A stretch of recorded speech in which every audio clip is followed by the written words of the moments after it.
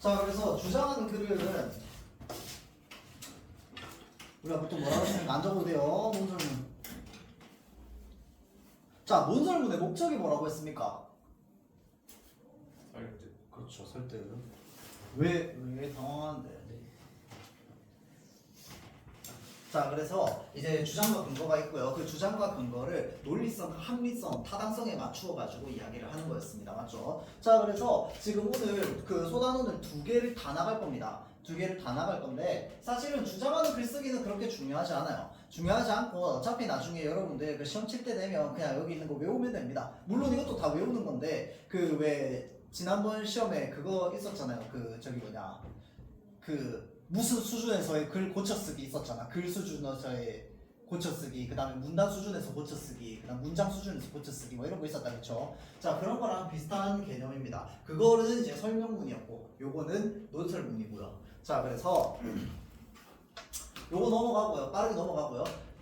요게 중요합니다. 요 토론단원이 중요해요. 왜 그러냐면요. 여러분들 토론단원이 그 여러분들 고등학교 올라가도 그 단원으로 나오거든요. 근데 생각보다 내용이 복잡해. 이 토론을 빨리 안 끝내. 본문이 되게 길거든요. 그래서 이 학교 시험 치다 보면요, 꼭 한 개씩 틀려서 오는 학생들이 있어요. 그래서 사실 틀리면 안 되는 단원인데. 그러다 보니까 이 토론 단원 요거는 조금 이제 유심히 오늘 한번 볼 겁니다. 자, 그래서 계속 빨리 넘어갈게요. 자, 5-1 주장하는 글쓰기. 자, 그래서 여기에서 말하는 것은 타당한 근거란 무엇이냐. 요거만 알면 됩니다. 그게 아직도 표시를 펴고 있으면 어떡해요? 자, 바로 본문 들어갈 겁니다. 자, 신조어를 무분별하게 사용하지 말자 라고 하는 제목이고요. 됐다. 자, 무분별하게 사용하지 말자 라고 하는 제목이고요. 자, 서론에 가분싸, 노잼, 인정, 수고. 요즘 청소년들이 인터넷상에서는 물론 실제 대화를 할 때도 즐겨 쓰는 말들이다. 여러분 즐겨 씁니까? 이것보다 조금 더 신조어가 이제 또 발전했죠. 저건 또 옛날. 뭐 그렇긴 한데 가분싸라는 말 요즘 씁니까 여러분들? 아니요. 가분싸라는 말 들어본 적 있어? 아니요. 그냥, 들어본 적은 있어? 그냥 재미없다는데요. 가분싸. 내가 대학생 때 진짜 많이 쓰던 말인데 좀 사실은 이 신조어라 오래됐죠. 근데 인정, 노잼 이거는 되게 옛날부터 지금까지 쓰고 있잖아. 맞죠? 수고 이런 것도. 자, 그래서 인정 노래 안 쓰나? 인정? 그냥 이응이 나와. 기억. 그 너는 약간 사회적 소통이 좀 많이 없는 거 아니야? 아니요. 그거는? 카톡을 할 때 진짜 그렇게 해요. 진짜? 친구들이랑 할 때. 근데 약간 둘 다 뭔가 핸드폰 잘 안 쓸 스타일인데. 맞아요. 카톡 잘 써요? 좀 많이. 너 많이 하는 편이야? 카톡 왜 999 이렇게 플러스예요. 대답하는데? 뭐라고? 카톡 999 플러스예요. 아직 진짜? 안 읽었어요. 나도 좀 안 읽는 스타일인데. 자, 볼게요.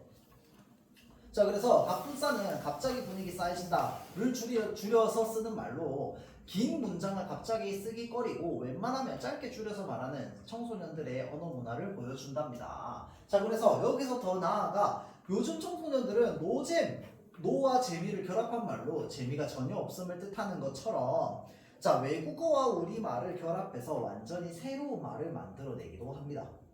자, 이응지읒, 시옷, 기억처럼 초성만 써서 자기 생각을 전달하기도 하고요. 하지만 이러한 말을 지나치게 사용하면 여러 가지 문제가 생길 수 있답니다. 자, 그래서 청소년들이 신조어를 무분별하게 사용함으로써 생길 수 있는 문제를 살펴보자라고 되어 있네요. 자, 그래서 이 글쓴이가 주장에 대한 근거로서 무엇을 제시하느냐 문제를 제시합니다. 이 이제 신조어를 많이 사용하게 되었을 때의 문제점이죠. 자, 그래서 가장 큰 문제는 청소년들의 무분별한 신조어 사용 때문에 세대 간 의사소통이 어려워진다. 첫 번째 문제 1. 세대 간 의사소통.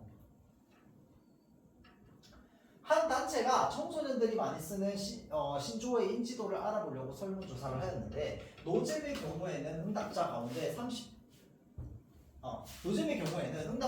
60대 이상은 3.7%고 50대 이상은 16.7% 많이 그 뜻을 알고 있었다. 우리 엄마 아는 것 같던데? 이기업이 안 된다고요? 자 다음 청소년들의 부모님의 세대인 40대에서도 그 뜻을 아는 사람은 41.5%에 그쳤대요. 자 그래서 이러한 조사 결과는 신조어를 무분별하게 사용하면 세대 간의 의사소통에 어려움이 생길 수도 있음을 보여준다 라고 되어 있죠. 자 여기서 중요한 건 요 부분입니다. 요 부분. 왜? 주장하는 글쓰기 단원이잖아. 맞지? 자 그래서 요거 좀 보도록 할게요. 자 뭐 흥미 유발 시작. 자 어느 부분입니까? 요거죠. 예시들을 얘기하면서 맞죠? 자 다음 주장을 뒷받침하기 위해서 청소년들이 신조어를 무분별하게 사용하면 생길 수 있는 문제들을 근거로 제시해야겠어 라고 하는 게 뭐야? 요거 문제를 살펴보자 라고 이야기를 하는 부분이겠다. 그쵸? 그 다음 거기에 플러스 여기 문제 1 이렇게 나오는 거. 자 다음 설문조사 결과를 통해서 근거의 타당성을 높이고 있습니다. 근거의 타당성. 자 이거는 근거의 타당성.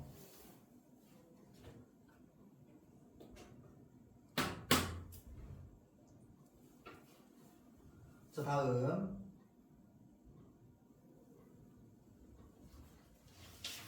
또한 청소년들의 무분별한 신조어 사용은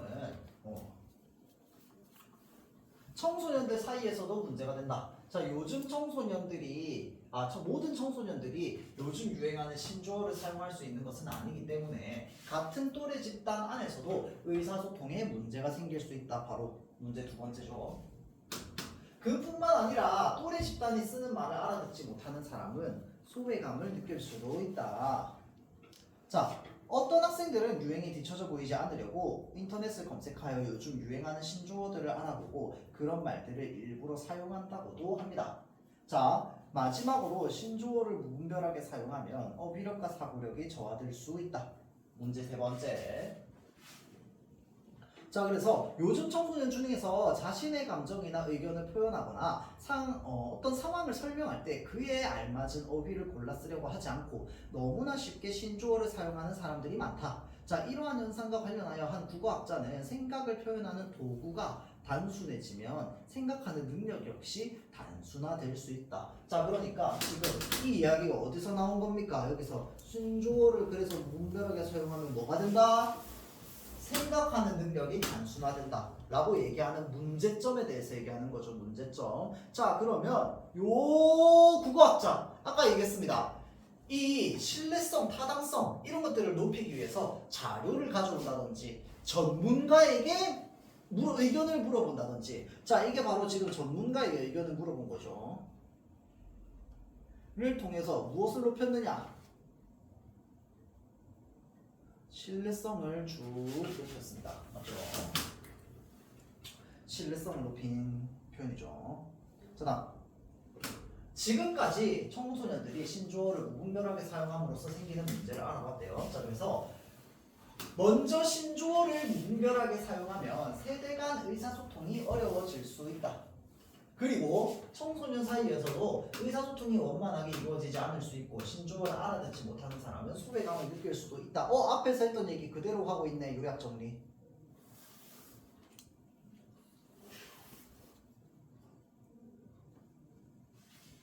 앞에 나온 내용을 요약 정리하고 나서 그 다음에 마지막으로 따라서 무엇을 하자? 우리는 신조어를 무분별하게 사용하지 않도록 해야 한다. 바로 주장이죠. 자 논설문에서는 주장이 바로 주제라고 했습니다. 맞죠? 왜? 글쓴 이의 생각이 결국 말하고자 하는 바니까.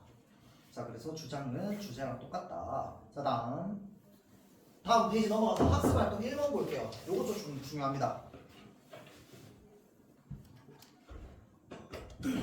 자 주장을 뒷받침하는 타당한 근거를 마련할 때 고려해야 할 점으로 첫 번째 그러니까 이게 이제 타당성이죠. 타당성. 주장과 근거 사이에 무엇이 있느냐? 연관성이 있느냐? 이게 첫 번째. 다음 두 번째. 주장을 뒷받침하는 근거는 객관적인가? 다음 세 번째. 근거가 그래서 믿을 만한가? 타당성을 판단하는 겁니다. 타당성 판단. 자, 다음.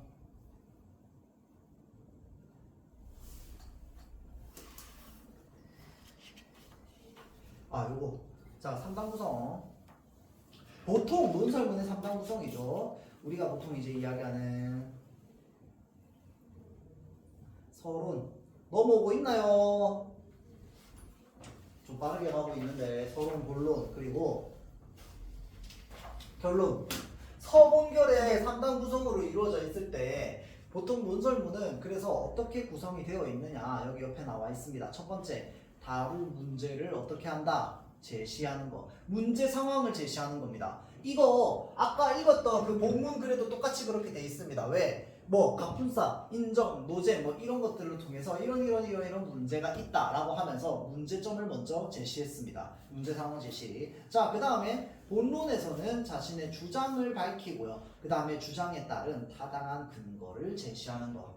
서론 본론. 그리고 결론. 아까 글 전체의 내용을 어떻게 요약 정리, 종합했다, 그쵸? 자, 그 다음 마지막으로 주장을 강조했습니다.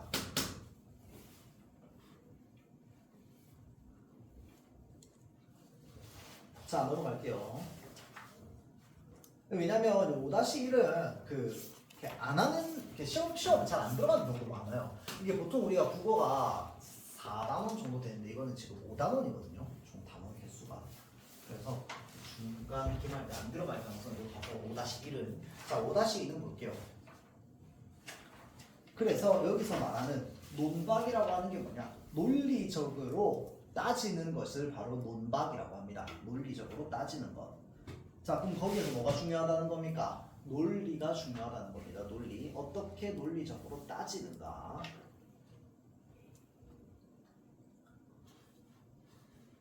자, 여기에서 우리가 그 토론과 관련된 용어들을 좀 짚고 갈 겁니다. 일단 첫 번째, 입론,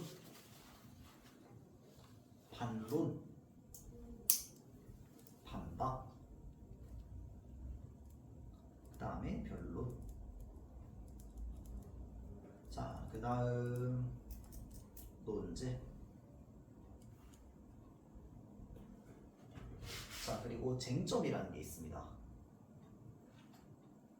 이거를 지금 뭐 당장 다 알아야 되는 건 아니야. 그냥 이제 이런 것들이 있다라는 걸 얘기를 해주는 겁니다. 자, 그래서 이런 단어에 익숙해지라 이 말입니다. 자, 입론, 반론, 반박, 변론, 논제, 쟁점. 자, 쟁점부터 얘기를 하면요. 쟁점은 뭐냐면 예를 들어서 어떤 사회적인 이슈가 있어. 그 이슈가 있어서 이것 때문에 뭐 갑론을박이라고 하죠. 이 누구는 이게 맞다 그러고 누구는 이게 틀렸다 그러고 어떤 논쟁거리 있죠. 이 논쟁거리를 바로 뭐라고 하냐면 쟁점이라고 합니다.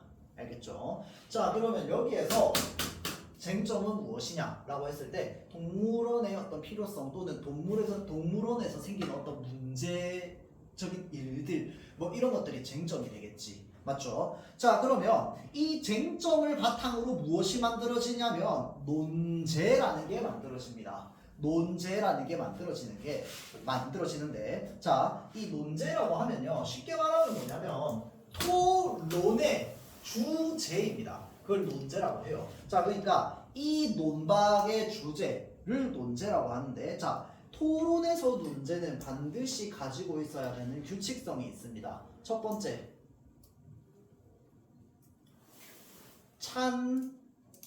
찬반으로 나뉠 수 있어야 됩니다.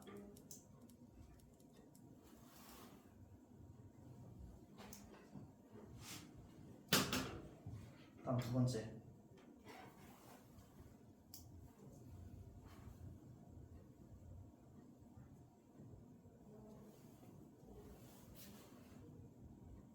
평서형의 문장을 씁니다. 자, 이런 문장이 안 된다라는 거야. 예를 들어 의문 형태의 문장. 그러니까 복도에서 뛰어다녀도 될까? 계단에서 사람을 밀쳐도 될까? 라고 하는 이제 이런 의문 형태의 것은 논제가 되지 않습니다. 논제는 반드시 그래서 뭘로 정해야 되느냐? 찬성 반대 중에 하나로 정해줘야 돼. 그래서 어떤 의견, 그러니까 이쪽 의견이든 찬성 측에 어떤 의견이 있을 거고 반대하는 사람 쪽에 어떤 의견이 있을 거 아니야. 그 둘 중에 하나로 정해져야 됩니다. 그래서 정해진 그 논제에 따라서 찬성과 반대를 나누는 거야. 무슨 말인지 알겠지? 자, 그래서 논제는 일단 기본적으로 평서형의 문장입니다. 그리고 찬반으로 나뉠 수 있어야 됩니다. 자, 그 다음에 입론이라고 하면 뭐냐면 이 찬성 측입니다. 찬성 측의 기본 입장을 이야기를 하는 것이 바로 입론입니다. 왜 그러냐면 찬성 측부터 이야기를 할 거기 때문에. 자, 아까도 얘기했듯이 평서형의 문장입니다. 자, 평서형의 문장이라고 하는 건 이 문장과 똑같은 의견을 가지고 있는 게 찬성이라는 말입니다. 이거 이해됩니까? 자, 지금 우리가 본문은 제목이 이렇게 돼 있지만 우리의 논제는 뭐냐면요. 우리 사회에 동물원은 필요하다가 논제입니다. 잘 보세요. 필요하다는 평서형의 문장이잖아. 맞지? 자, 그러면 우리 사회에 동물원은 필요하다인데 그러면 찬성 측의 의견은 당연히 뭐겠어? 우리 사회에 동물원은 필요하다가 될 거 아니야. 그러니까 논제랑 똑같은 의견을 가지고 있는 게 바로 뭐가 되는 거야? 찬성 측이 되는 거야. 무슨 말인지 알겠지? 논제와 반대되는 의견을 가지고 있는 게 바로 뭐가 되는 거야? 반대 측이 되는 거야. 알겠죠? 자, 그래서 입론이라고 하는 건 일단 기본적으로 각각의 입장, 찬성 측의 입장과 반대 측의 입장이 자신들의 입장을 정리해서 먼저 이렇게 정리해서 얘기를 하는 거, 그거를 입론이라고 합니다. 보통 토론에서 제일 먼저 해야 되는 게 각자 측의 입론입니다. 입론부터 하고 시작하는 거야. 토론은. 알겠죠? 그 이후에 이제 토론의 종류에 따라 토론의 종류가 사실 생각보다 되게 많거든요. 그래서 그 다음에 올라가면 그거에 따라서 또 나뉘기도 하고 배우기도 해요. 그런데 일단 기본적으로 토론이라고 하는 건 입론이 가장 먼저입니다. 입론 이후에 그 다음에 뭐 반대 신문을 하는 반대 신문식 토론도 있고 바로 이제 반론이 나오는 반론식 토론도 있고 그거마다 각각 다 다르긴 한데 어쨌건 우리가 지금 오늘 볼 거는 반론을 하는 반론식 토론입니다. 자, 그래서 본문 한번 보도록 할게요. 그래서 입론 반론만 좀 잘 알면 돼. 자, 논제는 우리 사회에 동물원은 필요하다가 논제입니다. 자, 그래서 사회자가 하는 역할 논제 제시. 논제로 하여 토론을 시작하겠습니다.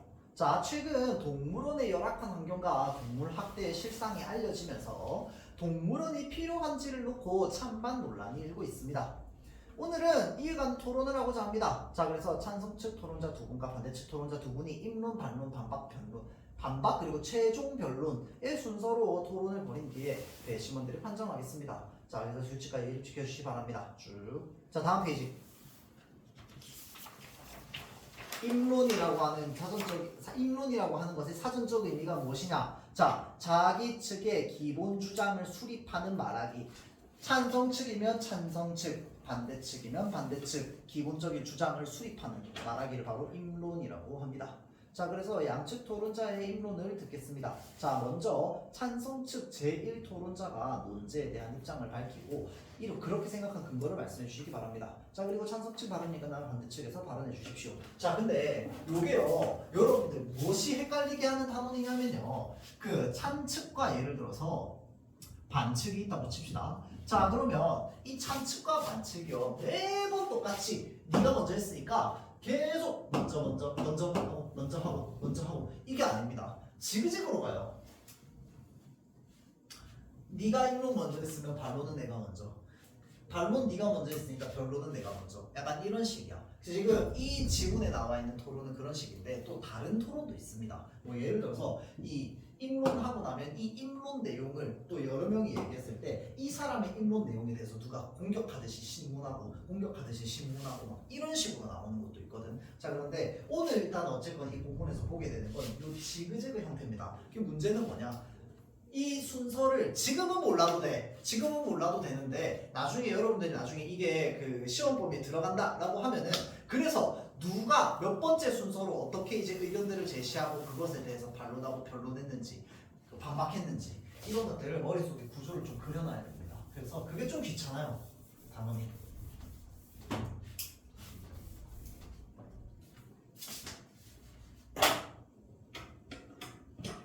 자, 그래서 저희는 찬성 측이죠. 우리 사회에 동물원이 꼭 필요하다고 생각합니다. 자, 그 이유는 첫째, 동물원이 멸종 위기 동물을 보호할 수 있기 때문입니다. 근거 첫 번째다, 그쵸? 뭐야, 표시가 안 돼. 없어지네. 자, 내 걸렸구나. 자, 무분별한 개발과 환경오염 등 여러 가지 이유로 멸종위기 동물이 점점 늘어나고 있습니다. 자, 만약 동물원이 없어진다면 이런 동물들은 지구에서 사라지게 될 것입니다. 자, 다음 두 번째. 둘째, 동물원에서 교육적 효과를 얻을 수 있기 때문입니다. 자, 그래서 요거 좀 표시 한번 해볼게요. 멸종위기 동물 보호. 자, 그 다음에 교육적 효과. 자, 지금 이 두 가지가 바로 뭐냐? 찬성 측에서 입론할 때 내세운 겁니다. 자, 그러면 입론할 때 내세운 게 어디에서 공격을 받느냐라고 하면은 반론에서 공격을 받는 거야. 우리가 입론을 이렇게 했는데 상대 측이 반론할 때 우리가 입론했던 내용에 대한 반박하는 내용을 이야기를 하는 거야. 뭔 말인지 알겠죠? 반대되는 이야기를 하는 거죠.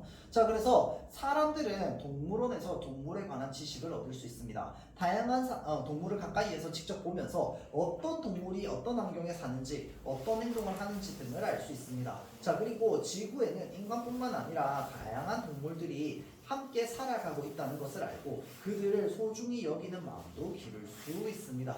자, 따라서 요거 글 내용이 다 이제 같은 구조로 되어 있는데 마지막에 따라서 하고 나서 이 위에 두 줄이 뭘 해주고 있냐면요, 위에 나와 있는 내용을 또 어떻게 해주고 있어? 요약 정리해주고 있습니다.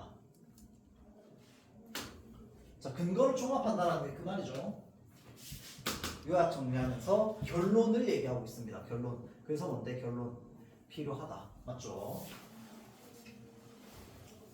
자, 다음 반대측의 입론입니다. 반대측의 입론.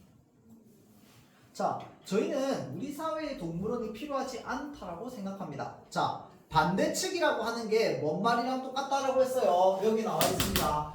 논제에 반대하는 말이랑 똑같다라는 말이야. 무슨 말인지 알겠지? 그러면 찬성 측은 뭐야? 논제에 찬성하는 거야. 그러니까 반대라고 해서요, 찬성 측에 반대를 하는 게 아니야. 뭔 말인지 알겠지? 이 논제, 주제에 대해서 반대하는 겁니다. 뭔 말인지 알겠죠? 반대측이라고 하는 건. 자, 그 이유는 첫째, 동물원은 인간의 즐거움을 위해서 동물을 우리에 가둬놓은 것이기 때문입니다. 자, 그래서 자연 속에서 자유롭게 살아야 할 동물들이 자신들의 삶의 터전에서 강제로 분리되어 우리에 갇혀 구경거리가 된 것 자체가 잘못된 일이라고 생각합니다. 자, 그러니까 일단 기본적으로 동물원은 어떻게 해놓은 것이다? 가두어 놓은 것이다 라고 하는 게 이제 첫 번째 근거입니다. 맞죠? 자, 다음 둘째, 동물원에 갇혀 있는 동물들이 고통받고 있기 때문입니다. 고통. 동물원에 사는 동물 가운데에는 쇠창살에 얼굴을 비비며, 다음 페이지, 끊임없이 고개를 흔드는 곰이나 피부가 드러날 정도로 털을 뽑는 타조처럼 극심한 스트레스 때문에 이상 행동을 보이는 동물들이 많습니다. 자, 그래서 따라서 저희는 인간의 즐거움을 위해 동물을 가두어 놓고 동물들을 고통스럽게 하는 동물원은 우리 사회에 필요하지 않다라고 생각합니다. 아까 쌤이 얘기했던 이 앞 두 줄에서 그 앞에 내용 요약해 주는 거 그대로 또 똑같이 하고 있다, 그치? 자, 그 찬성 측과 반대 측이 또 똑같은 구조를 가지고 이야기를 하고 있습니다. 각각 근거는 두 개였다, 그쵸? 자, 논제에 대한 찬성 측의 반대 측의 입론을 모두 들어봤다. 자, 그래서 각 측은 2분 동안 협의해주고 양쪽 토론자는 상대 측에 제기할 반론을 준비해라. 자, 그래서 반론은 뭐냐? 정확한 의미로는요, 입론에서 내놓은 주장이나 근거의 문제점을 지적, 요겁니다. 자, 첫 번째 문제점 지적. 자, 다음 두 번째는 뭐냐? 근거의 내용에 의문을 제기하는 말하기. 요게 두 번째입니다. 반론이라고 하는 건 요런 의미입니다. 자, 그래서 먼저 반대 측에서 2분 이내로 주의해 주십시오 라고 이야기한다, 그쵸? 자, 그래서 찬성 측에서는 멸종 위기 동물을 보호하기 위해서 동물원이 필요하다고 했습니다. 하지만 저희는 그 의견에 동의하지 않습니다. 왜냐하면 동물원에는 멸종위기 동물만 있는 것이 아니라 멸종위기에 처하지 않은 동물도 많이 있기 때문입니다. 자, 이게 바로 첫 번째입니다. 자, 그러니까 아까 입론할 때 첫 번째 얘기했던 게 뭐였습니까? 멸종위기 동물을 보호할 수 있다라는 거였다, 그렇죠? 자, 그런데 멸종위기 동물만 있는 것이 아니라라고 하는 건 이제 지금 멸종위기 동물만 있는 것이 아니기 때문에 동물원의 목적이 존재 목적이 멸종위기 동물 보호는 아니다라고 이야기를 하는 거죠. 그리고 동물원에서는 교육적 효과를 얻을 수 없다라고 하는 게 두 번째 반론입니다. 자, 동물원의 동물들은 인위적인 환경에서 살아가기 때문에 점차 야생성을 잃게 됩니다. 하늘을 마음껏 날아다니던 독수리는 철장 안에 갇혀있고 드넓은 초원을 달리던 치타는 무기력하게 누워있거나 비좁은 우리 안을 어슬렁거리고 있을 뿐입니다. 자, 이처럼 실제 야생에서의 모습과 거리가 먼 동물들을 보면서 과연 제대로 된 지식을 얻을 수 있을까요? 자, 그리고 동물에 관해 제대로 알지 못하면서 동물을 소중히 여기는 마음을 기를 수 있을까요? 지금 이런 표현이 바로 뭐야? 의문 제기죠. 상대방의 주장에 대한.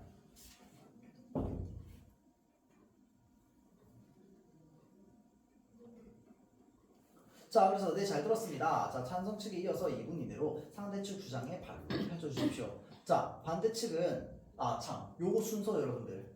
지금 반론은 누구부터 시작했습니까? 반대 측부터 시작했습니다. 반론은. 알겠죠? 왜? 아까 입론은 찬성 측부터 했잖아. 맞죠?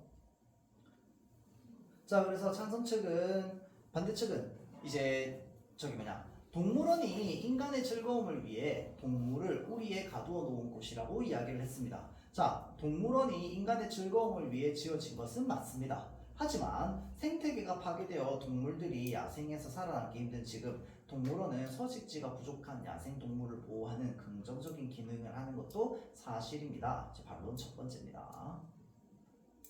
그 다음, 그리고 여러 동물원에서 동물이 스트레스를 받지 않고 행복하게 지낼 수 있도록 동물권 보호를 통해서 여러 가지 노력을 하고 있습니다. 자, 그러면서 예를 들어라고 하면서 지금 사례를 들어 이야기를 하고 있네. 뭐야? 붙잡아.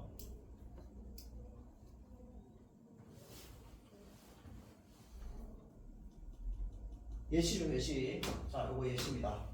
사례를 들어서 이야기를 하고 있어요. 자, 사례를 통해서 자신의 근거의 타당성을 더 높이고 있습니다. 자, 과거의 일을 들어 동물원을 없애야 한다고 하는 것은 적절하지 않습니다. 자, 이제 잠시 협의해 주시기 바랍니다. 자, 양측 토론자는 상대 측이 제기한 반론에 대한 답변이나 질문을 준비해 주십시오. 답변이나 질문을 준비해 달라. 누군가가 의문을 제기했다면 우리가 답변을 할 거고, 또는 누군가가 이제 그냥 이야기를 했다면 우리가 질문을 할 수도 있겠다. 그렇죠? 자, 그래서 이것을 뭐라고 하냐면 반박이라고 합니다. 반박. 자, 반박. 반박이라고 하는 건 여기 나와 있다. 그렇지? 상대 측이 내놓은 반론에 대한 답변을 내놓는 과정으로 상대 측이 내놓은 주장이나 근거의 문제점을 확인하게 하고자 하고 자기 측의 주장을 강화합니다. 자, 그러니까 여기서 핵심은 무엇이냐? 상대방의 논리가 잘못됐다라고 이야기를 하는 것도 당연히 있지만 문제점도 확인하는데 무엇이 최종 목적이다. 그래서 자신 측의 주장을 확고하게 하는 것이 목적입니다. 자, 상대 측의 반론을 반박해 주십시오. 먼저 찬성 측에서 반박해 달라 라고 되어 있다. 그치? 자, 이제 찬성부터 시작합니다. 순서도 바뀌었다. 그쵸? 자, 동물원이 멸종위기 동물만 보호하고 있는 것은 아니지만 이제 많은 동물원이 종보전 기능을 매우 중요하게 여깁니다. 자, 미국의 땡땡 동물원은 멸종위기에 놓인 희귀 야생 동물의 멸종을 막는 이제 노력을 기울이고 있고, 우리나라 XX 동물원은 이제 그 2009년부터 지금까지 국립공원관리공단 종보건기술원과 함께 자, 멸종위기에 처한 여우를 번식시켜 야생적인 훈련을 한 뒤 방생하는 일을 해오고 있습니다. 자, 이것도 마찬가지로 다 뭐에 해당합니까? 사례에 해당한다. 그렇죠?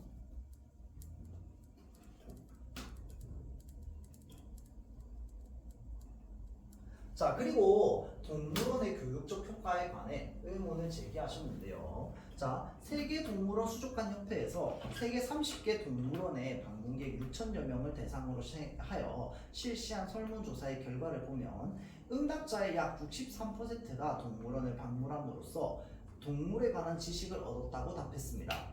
자, 동물원을 방문함으로써 생물 다양성을 보존해야 할 필요성을 깨달은 방문객도 많습니다. 자, 동물원 방문이 생물 다양성 교육에 도움이 된다고 말한 비율은 다음 페이지. 방문 전 약 69%에서 방문 후 약 75%로 높아졌고 생물 다양성을 보존하기 위해서 직접 행동에 나서겠다고 대답한 사람의 비율도 방문 전 약 50%에서 약 58%로 높아졌다고 합니다.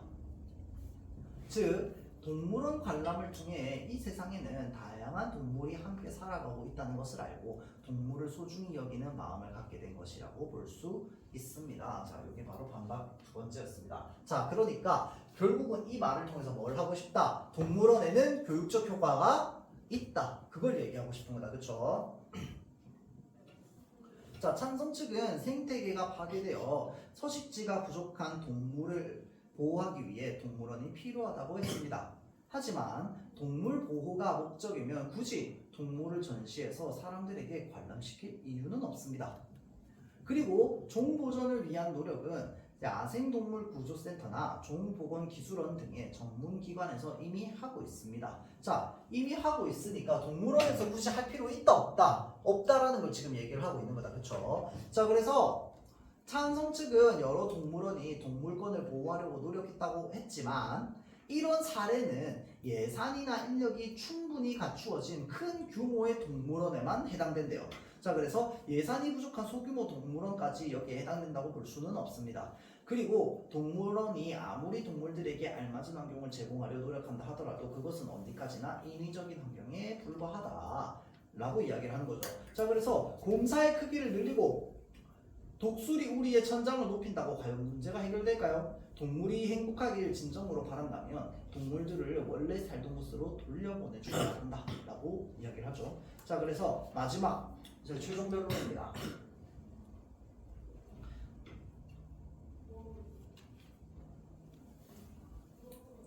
자, 그래서 최종 변론은요, 반론과 반박 내용을 바탕으로 자기 측의 주장과 근거를 다시 한번 강조하는 겁니다. 그러니까 오늘 토론을 쫙 하면서 나왔던 여러 가지 어떤 근거들이나 요소들이 있을 겁니다. 그런 것들을 쫙 종합해가지고 그래서 우리 측이 주장하는 내용이 더 옳아 또는 우리 측이 주장하는 것을 이제 더 논리적으로 이제 결론 지어가지고 말하는 것이 바로 최후 변론입니다. 최종 변론, 최후 변론이라고도 하고요. 자, 그래서 또 여기 이제 반대측부터 시작한다, 그치? 과거에 비해 동물 복지와 동물권에 대한 인식이 확대되고 있다고는 하지만 인간이 동물을 우리 안에 가두었다는 사실은 변하지 않습니다. 그 자체가 동물 복지에 어긋나는 것입니다. 그리고 멸종위기 동물은 동물원과는 달리 전시는 하지 않고 동물 보호에만 전념하는 동물보호 전문기관에서 얼마든지 보호할 수 있습니다. 이러한 이유로 저희는 이런 우리 사회의 동물원은 필요하지 않다고 주장합니다. 자, 다음 일부 동물원이 동물보호에 힘쓰지 못한 것은 반성해야 될 일입니다. 하지만 이것은 동물원의 운영 방식을 개선해서 해결해야 될 문제이지 동물원을 없애서 해결할 문제는 아닙니다.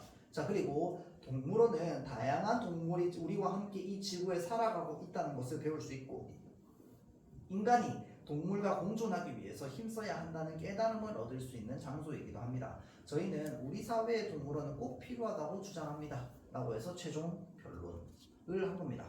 자, 그래서 다음 페이지. 요게 중요합니다. 이게 여러분들 좀 나눠져 있을 건데 요게 지금 보면은 순서가 다 나와 있어요. 임론, 찬성측 먼저, 반대측.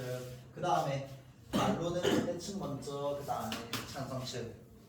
자, 그 다음 반박은 찬성측 먼저 해서 반대측. 그 다음에 이제 최종 변론은 반대측 먼저 해서 찬성측. 자, 그래서 지금 임론과 반론의 구조를 보면요.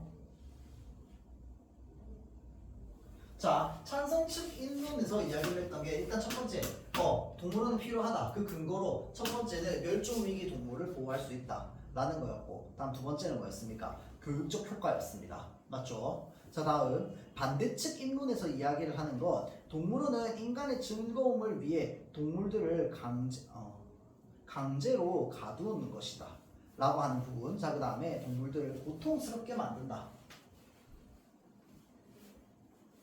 자, 그래서 이것에 대한 반론으로 어떻게 제시가 되어 있느냐. 자, 멸종위기 동물을 보호할 수 있다라는 게, 자, 아닌데 멸종위기에 처하지 않은 동물들도 동물원에 있는데 라고 지금 인론 내용에 대한 반론이죠. 맞죠? 구조가. 그 다음 교육적 효과. 아니, 교육적 효과 전혀 없는데 얻을 수 없어. 왜? 야생대서에 이제 사는 모습이 아니기 때문에 제대로 배울 수 없어. 자, 그 다음에 서식지가 부족한 이제 동물들을 보호하는 기능이 있다. 아니야. 가두는 건데 지금 우리 애 가두는 거 아니냐라고 하니까 아니야. 우리는 보호하는 거야. 라고 이야기를 하는 거죠. 자, 다음 동물들을 고통스럽게 하는 거 아니야? 아니야. 요즘은 동물권 보호를 되게 많이 하고 있어. 이게 지금 인론과 반론의 관계죠. 자, 그래서 이 각각의 반론에 대해서 그러면 반박을 또 어떻게 하고 있느냐? 자, 멸종위기 동물만 보호하고 있는 건 아니지만 많은 동물원이 종보전 기능을 중요하게 여기고 있다라고 하는 게 요 반박으로 이어지는 겁니다. 자, 다음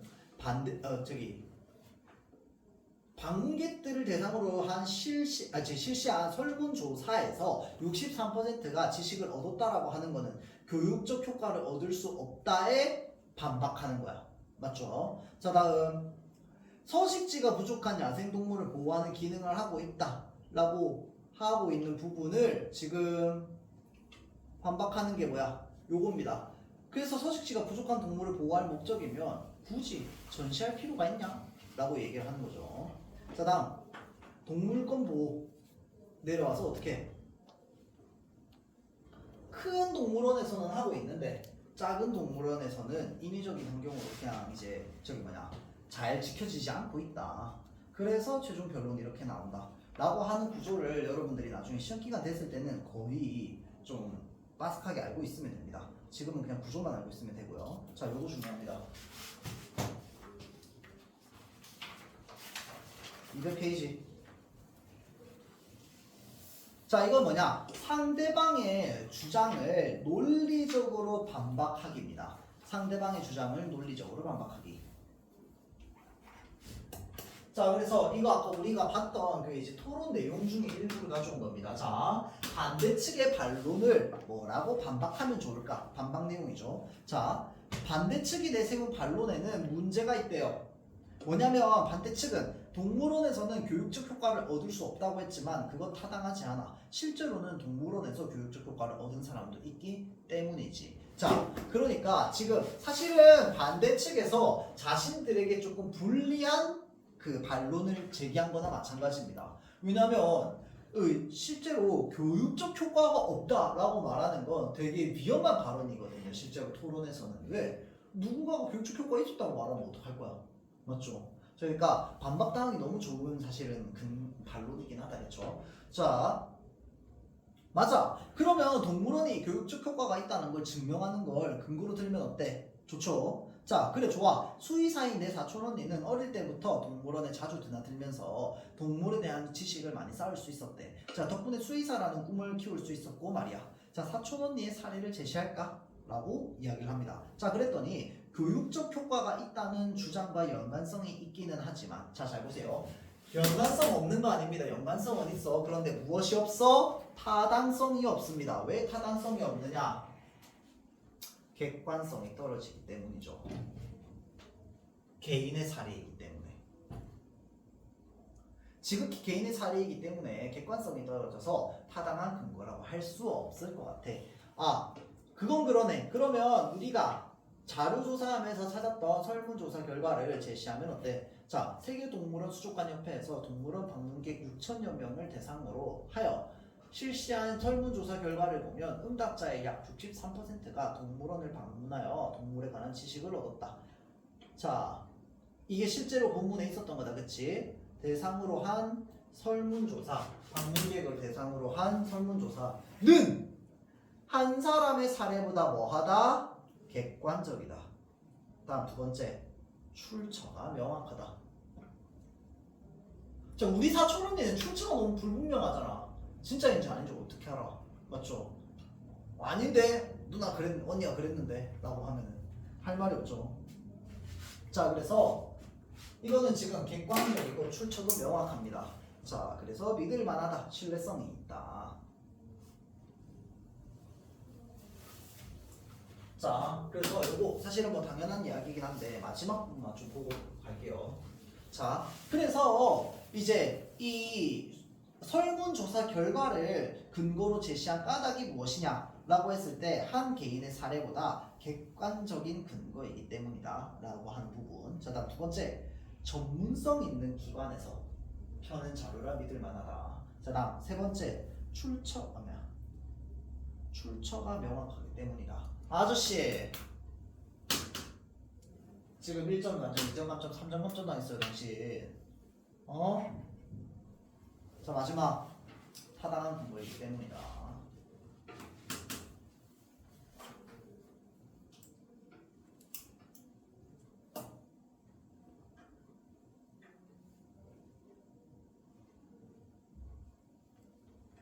자, 그래서 토론을 할 때 상대방의 주장을 논리적으로 반박하려면 무엇이 있어야 되느냐? 자, 상대방이 내세우는 주장과 근거에 문제점이 무엇인지 살피는 거. 자, 다음 믿을만하다, 신뢰성이 높다라는 거죠. 신뢰성이 높은 무엇을? 객관적인 근거를 들어서 반박하고요. 자, 상대방의 주장과 근거를 비판적으로 분석하고 타당한 근거를 들어 반박해야 된다. 사실은 당연한 이야기죠. 당연한 이야기인데 비판적으로 분석한다는 게 무슨 말이야, 정빈아? 비판적으로 분석하는 거예요.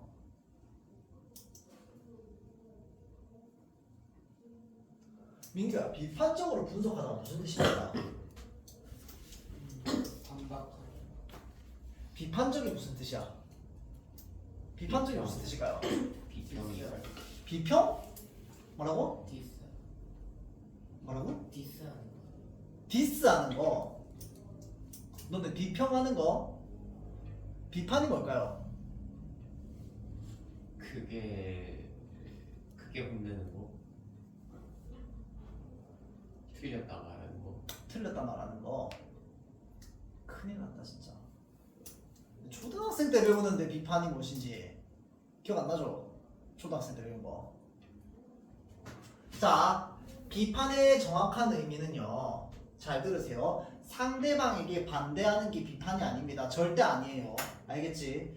비판적으로 너를 바라본다, 또는 비판적으로 생각한다 라고 하는 건 그것에 반대한다라는 뜻이 아니라요, 옳고 그름을 따져 생각하는 걸 뜻합니다. 비판적으로라는 건. 뭔 말인지 알겠지? 그러니까 내가 비판적으로 생각해봤는데 네 말이 맞아. 그러면 나는 네 말을 따르거나 찬성할 수도 있는 게 비판적인 거야. 나는 네가 무조건 틀렸다고 생각해. 이거 비판적인 거야? 아닌 거야. 무슨 말인지 알겠죠? 자, 그래서 다른 사람을 까내리는 것도 원래 비판이 아니고요. 다른 사람에 대해서 무조건 반대하는 것도 비판이 아니야. 무슨 말인지 알겠지? 비판이라고 하는 건 비판적으로 바라본다, 비판적으로 생각한다라고 하는 건 내가 가지고 있는 옳고 그름에 따라서 이제 아주 논리적으로 판단하는 걸 뜻합니다. 뭔 말인지 알겠죠? 자, 그러면 비판적으로 분석한다라고 하는 건 뭐야? 무엇이 옳고 그른지, 무엇이 옳지 않은지를 따져서 뭐 하는 거야? 분석하는 거야. 그래서 상대방의 문제점을 지적하거나 질문하는 거야. 뭔 말인지 알겠죠? 그게 비판적인 겁니다. 알겠죠? 네가 얘기하는 건 비판이 아니고 비난입니다. 알겠죠? 여하튼 그렇습니다.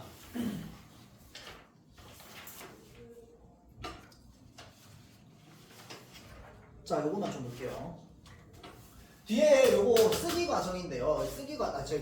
토론 준비 과정인데 요거는 나중에 여러분들 시험 기간에서 배우면 되고요. 지금 여기에서 꼭 핵심적으로 알아가야 되는 부분 요겁니다. 논제가 그래서 갖추어야 할 조건이 무엇인가? 하나의 주장만 있어야 됩니다. 자, 그 다음 구체적이고 분명해야 됩니다. 찬성과 반대로 명백하게 나뉠 수 있어야 됩니다. 다음, 질문하는 것 말이 아니어야 합니다. 맞죠? 평서형의 문장이어야 해요. 자, 그리고 나머지는 됐습니다. 자, 5분 쉬었다가 다음 시간 진행하도록 할게요.